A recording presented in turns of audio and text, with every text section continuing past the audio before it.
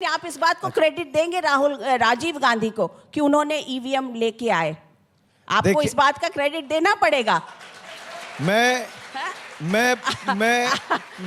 इसलिए इस बात का क्रेडिट आप भले माने या ना माने, चूंकि आपने ईवीएम की बात की तो आपको याद करना पड़ेगा कि राजीव गांधी ईवीएम को लेके आए थे। चलिए, मेरा आपसे सवाल दूसरा है। एक सेकंड, मुझे थोड़ा सा क्रेडिट और देने दीजिए। राजीव गांधी जी ईवीएम को लेके आए थे, मैं उनका बहुत सम्मान करता हूं, देश के लिए उन्होंने बहुत बड़ा काम किया, बस राहुल गांधी जी थोड़ा मान ले।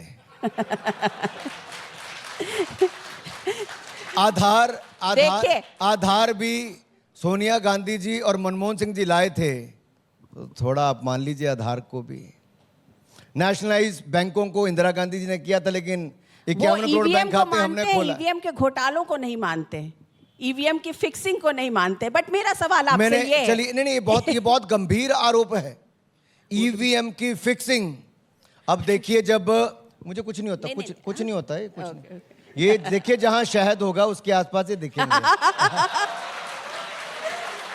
ये बढ़िया है, आपने अपने आप को शहद कह लिया। चलिए, शुगरी भी बोल दीजिए। मैं कुछ और कहता तो शायद ब्रेकिंग न्यूज बन जाती। लेकिन ईवीएम का हम कुछ शायद बात कर रहे थे, आपने कहा ईवीएम के घोटाले। मेरे युवा साथियों, आपको इसलिए जानना बहुत आवश्यक है, एक बहुत प्रोपेगेंडा किया गया कि ईवीएम हैक हो सकती है, और कुछ राजनीतिक दलों के लोग इंक्लूडिंग कांग्रेस ने सड़क पे चलते दिखाया कि देखिए ईवीएम तो हैक हो गई। वो ईवीएम को प्रोटोटाइप अपने घर पे बना के ले आए थे, पता नहीं वॉशिंग मशीन भी ऐसी लाए होंगे कहीं ना कहीं।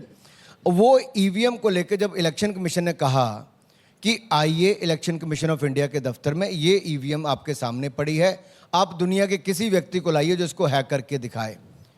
कोई राजनीतिक दल ऐसा नहीं हिंदुस्तान में जिसका प्रतिनिधि वहां पर गया हो। कौन सा डर सता रहा था इनको कि वहां पर नहीं गए? क्योंकि इनको पता था इनका झूठ वहां पर फ्लैट होना था। ईवीएम तब भी सुरक्षित थी, आज भी सुरक्षित है, ना तब हैक होती थी ना आज हैक होती है। आज मैं इस नेशनल चैनल पर खुली चुनौती देता हूं देश के सभी राजनीतिक दलों को, अगर किसी को लगता है ईवीएम में कुछ किया जा सकता है तो इलेक्शन कमीशन का आज भी उनको न्योता पहले था और हो सकता है आज भी हो। लेकिन